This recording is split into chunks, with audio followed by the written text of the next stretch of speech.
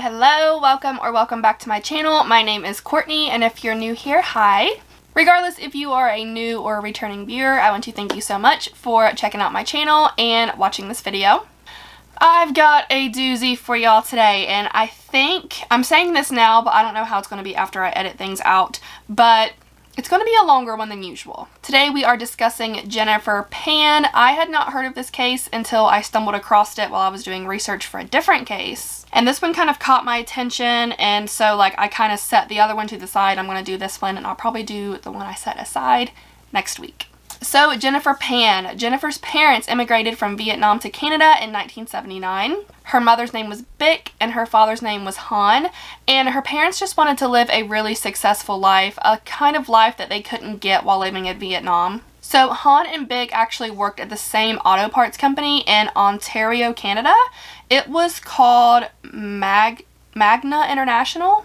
Han worked as a tool and die maker. I'm not exactly sure what a die maker is, but his wife Bic made the car parts. In 1986, Bic and Han would welcome their first baby into the world, which was Jennifer Pan. And then in 1989, they would bring Felix into the world, making Jennifer a big sister. Bic and Han worked their butts off. They worked their fingers to the bone, and eventually in 2004, they were able to move out of their not so great neighborhood into a much better neighborhood, a much nicer house, a much bigger house, really great neighborhood. Bic drove a Lexus ES300 and Han drove a Mercedes-Benz C-Class. So that really goes to show, how hard they worked and how successful they were becoming. And also they had accumulated around $200,000 in savings. So Jennifer's parents were strict, to say the least. They had extremely high expectations for not only Jennifer but Felix as well. Jennifer was kind of made to take piano lessons around the age of 4, and she also took up figure skating, which she trained for just about every day. Now, even though she was kind of forced into doing the piano and the figure skating, Jennifer actually thoroughly enjoyed it, and she was actually really, really good. Jennifer had hopes of becoming an Olympic figure skater one day, but unfortunately she tore a ligament in her knee. Now Felix, he showed a lot of interest in mechanics at a very early age. So his father Han was said to always want him to be the guy that created the designs for the cars and stuff like that, rather than being on the assembly line putting things together. So really, just like any other parents, Bic and Han just wanted their children to have more success than they ever did growing up. Jennifer's father actually wanted Jennifer to become a doctor. That's what he wanted her to go to school for, but he eventually settled for her to become a pharmacist instead, because Jennifer was said to just not have the stomach to be a doctor. She couldn't handle the blood, and just she didn't have the stomach for it. Jennifer attended Mary Ward Catholic Secondary School, where she was in the band, she played the flute, she had amazing grades. But according to her high school friend, she even said that, Jennifer's parents were extremely strict. She always had a curfew, no matter what age. She always had a curfew. She always had to check in with her parents, let them know who she was with, who her friends' parents were, the numbers to all of the friends that she was hanging out with. They were just very, very helicopter parents. Jennifer's parents even picked her up from school every day instead of letting her take a bus. I'm assuming there's school buses in Canada. But even in high school, when she was probably able to drive herself, they would drive her to and from school instead. And they absolutely did not allow Jennifer to date. They believed that if Jennifer was to start dating, that this would take her focus away from school and her extracurricular activities, and all of her focus would be on this boy, and she would start not doing well in school or band or whatever extracurricular activity she was in. So dating was a huge no-no. So when Jennifer reaches high school, her grades actually start to slip. She went from being a straight-A student to getting more C's and D's. And she did this because during an award assembly at the end of the school year, I remember I had these all the time. You would get trophies if you were on the honor roll, and you would get medals for perfect attendance and stuff like this. Well, during one of the assemblies, Jennifer really thought that she was going to get all of these awards because she had straight A's, and she just always had the best reports, school reports and stuff like that. But Jennifer did not receive anything. So in her mind, she's well, I do all of this practice for band and for skating, and I win trophies, and I get recognized and stuff like that, but I'm trying so hard in school and I'm getting straight A's and I'm not getting anything out of it, so I'm done. So that's when her grades started slipping and she started getting C's and D's instead of the straight A's. She knew that if she would come home with a report card with C's and D's on it, that her parents would be hella pissed off. So this is where her string of lies begins. Jennifer started dating a young man from her school, and of course she had to do it behind her parents' back because, like I said earlier, her parents did not allow dating. And he was actually one of Jennifer's good friends already, so Jennifer's parents had kind of like heard of this boy before, and they kind of felt like they already knew him, so he was allowed to come to the house. But in their mind, this was just Jennifer's friend, but really it was her boyfriend. And her parents really liked this guy because he had really good grades in school, he had very wealthy parents, but remember, this is just her friend. So a few months go by and Jennifer's in band, and her band is planning this trip to Austria, where I guess they're going to have performances and maybe, I don't know, just spend some time together as a group. And of course, her parents, being as strict as they are, they said, absolutely not, you are not taking this trip to Austria. And they use the excuse, we don't have the money to send you. So Jennifer worked some side gigs, right? And she was able to save up some of her own money, which was enough to go. So at this point, her parents didn't really have any more excuses to give her. So they said, you know, okay, you worked for this, you can go. So growing up, Jennifer had asthma. And while she was on this trip, they were on a bus heading to a performance, I think. But they were on the bus and Jennifer started to have an asthma attack. I don't know if it was brought on by anxiety, maybe from being far away from home or going to a performance, but she started having an asthma attack. And this asthma attack brought on a major panic attack. So the bus driver stops the bus, she gets out to kind of like get some fresh air and collect herself. And so she's off the bus and she's like trying to get herself back together, and her boyfriend, who is also in band, he doesn't try to get off the bus to comfort her. He stays on the bus. So this other band member gets off of the bus, and his name is Daniel. And Daniel is about a year older than Jennifer. So she is really shocked when she sees, you know, one of the older members of the band come up, get off the bus, and try to comfort her. He's, you know, trying to get her through it, calming her down, and this works. So Jennifer's like, oh, you know, my hero. So after this band trip, you know, she gets back home, and her boyfriend stay together for a little while longer, but they end up breaking up, and Jennifer immediately starts to date Daniel. Daniel was completely different from her last boyfriend. Daniel was more of like the partier. He liked to go out and smoke weed with his friends, go to parties.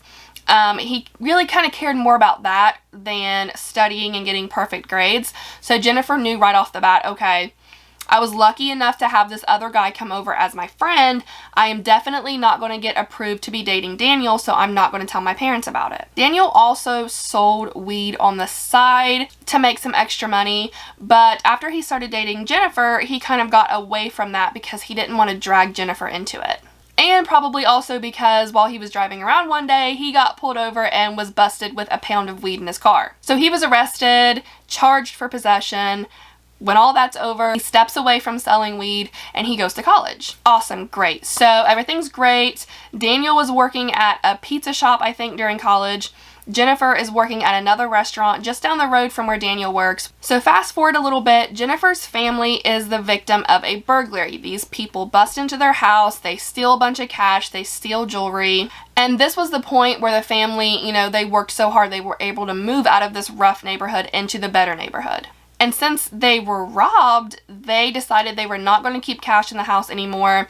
Just in case, God forbid, this happens again, there won't be any cash for anybody to take. So they move into this new house, into the nice neighborhood. Jennifer is loving it, but she still has these crazy, super strict rules. And remember, she is still secretly dating Daniel, so whenever she goes to hang out with Daniel, she tells her parents that she's hanging out with friends. Well, one day Jennifer gets busted because she's like, Mom, I'm going to the mall with my friends, gonna have a girls' day, fantastic. Like, okay, pick me up at whatever time. So that time rolls around, Jennifer's mom goes to the mall to pick her up, and she sees her with Daniel. Jennifer does not know her mom is there yet. Her mom sees her hugging and kissing on Daniel. So her mom, Bic, is hella pissed off. She's like, oh, hell no, you've been lying, get your butt in the car, get home. So her mom is pretty livid, but she talks to her dad and convinces them to let Daniel come over to meet them. Immediately after Daniel gets there, they're like, no, we don't like him.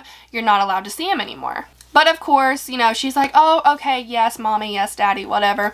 And then she secretly still continues to see Daniel. And remember when I mentioned that she was getting C's and D's instead of straight A's?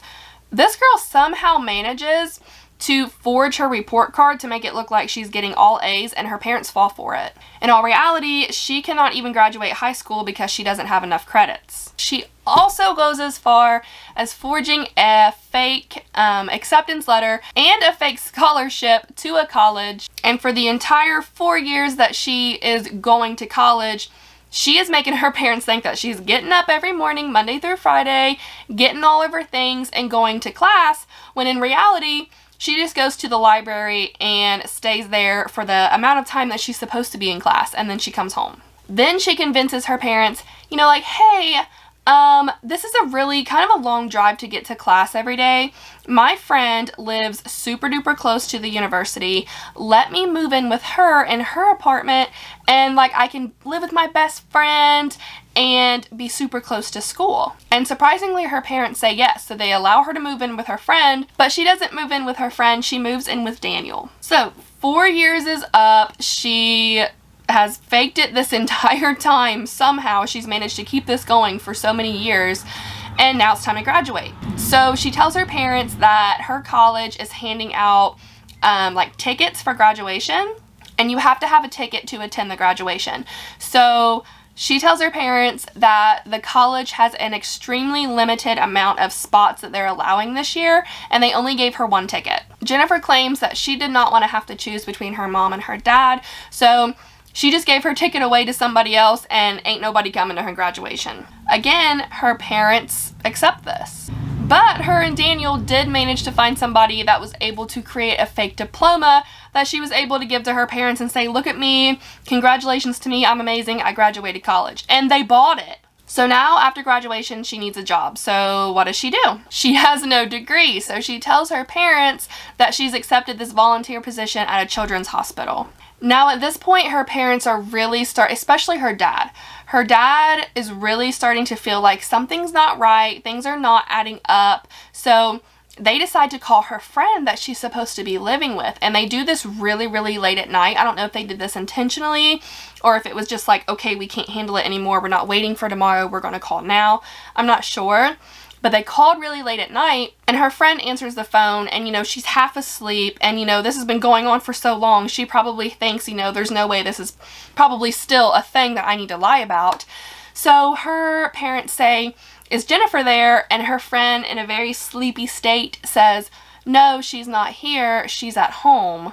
So then her parents call Jennifer, and they're like, listen, we don't know where you are, but you are to come home right now. So Jennifer gets home, and her parents are like, look, we know that you're lying about something. What is it? So Jennifer confesses that, yes, I'm lying.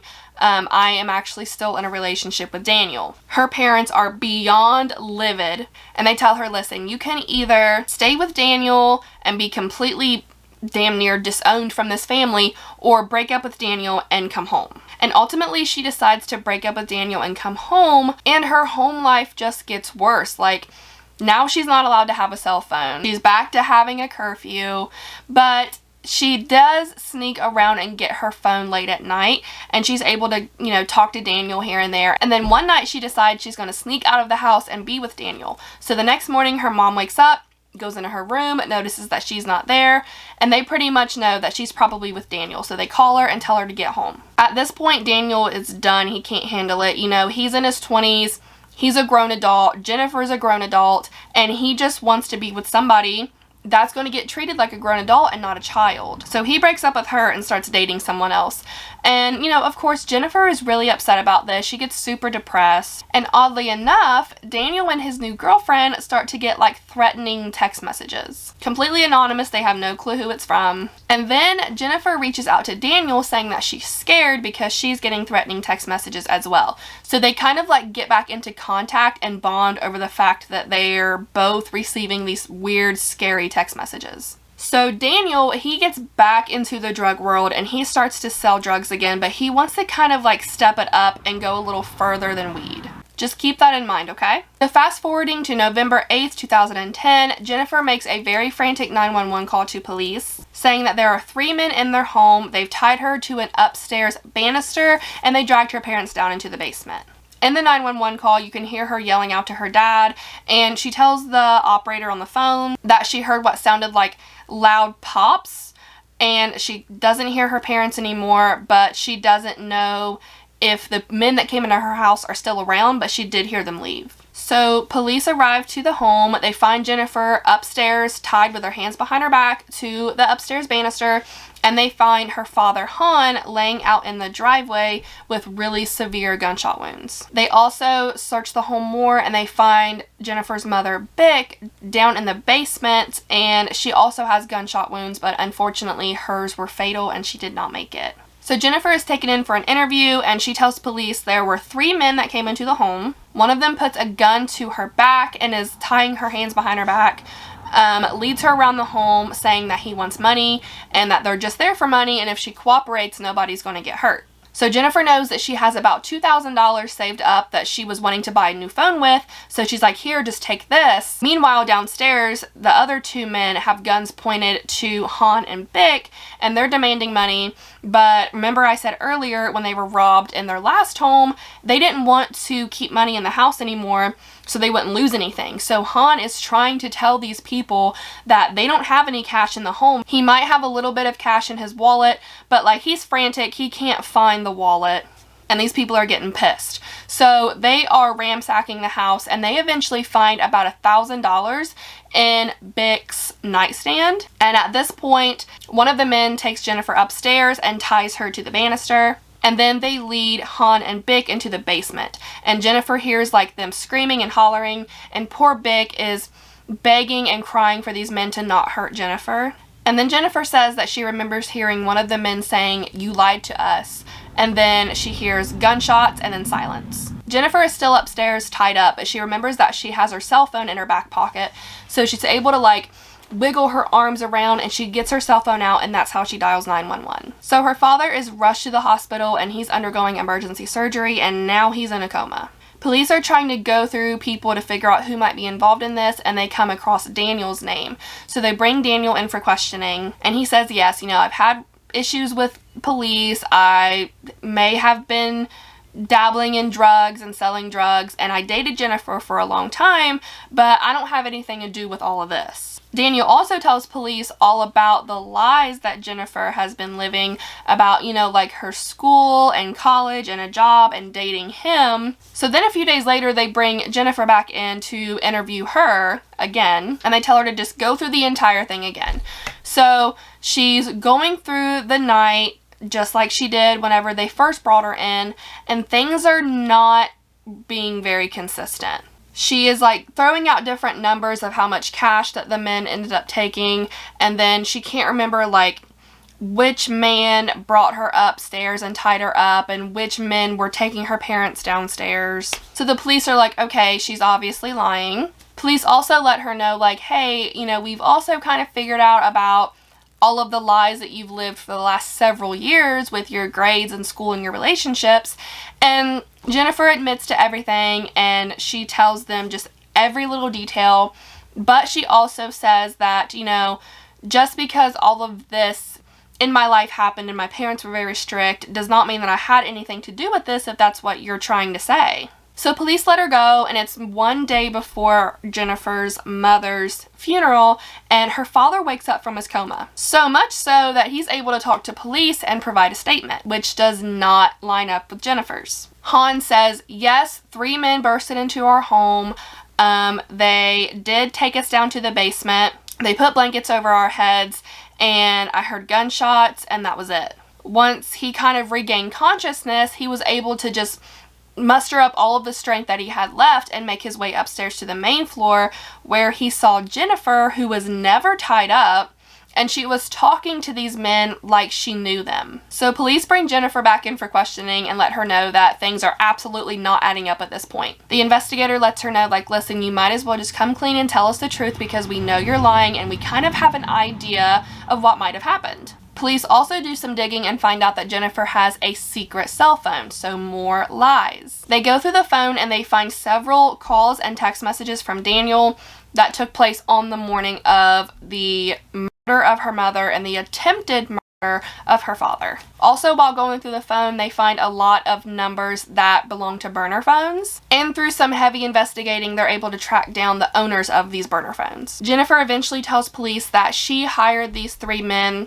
to kill herself because she just did not want to live anymore, but she didn't want to carry it out herself, so she hired these men to kill her, but they killed her parents instead. Police are like, no, this is not adding up at all. You're still lying, because why would you hire these men, pay them money, and then they come in and you don't come out with a single scratch, but your mother was murdered and your father almost died from his gunshot wounds. But since Jennifer did admit to hiring these men and this was the reason why the crime was committed, Jennifer was arrested along with the 3 men that she hired and Daniel and one of Daniel's friends that he sold drugs with when I told you that he'd gotten back into selling drugs again. Daniel and his friend did not actually pull the trigger. They didn't commit the crime, but they were kind of like the people that helped put it all together. So the trial was on March 14th of 2014 and it lasted for about 10 months.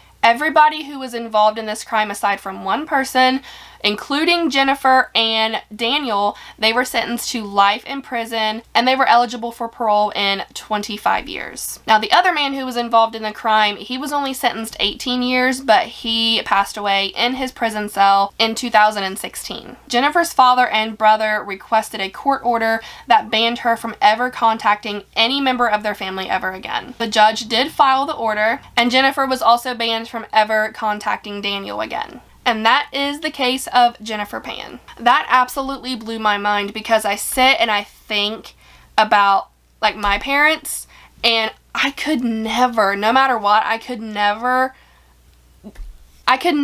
come up with something like that. I could never put something like that together, no matter how mad they made me. So that absolutely blew my mind. I want to know y'all's thoughts, of course, down in the comments. Let me know. Give this video a thumbs up. Don't forget to subscribe, share it with your friends. And like always, stay safe, be kind to each other, and I will see you next week. Bye!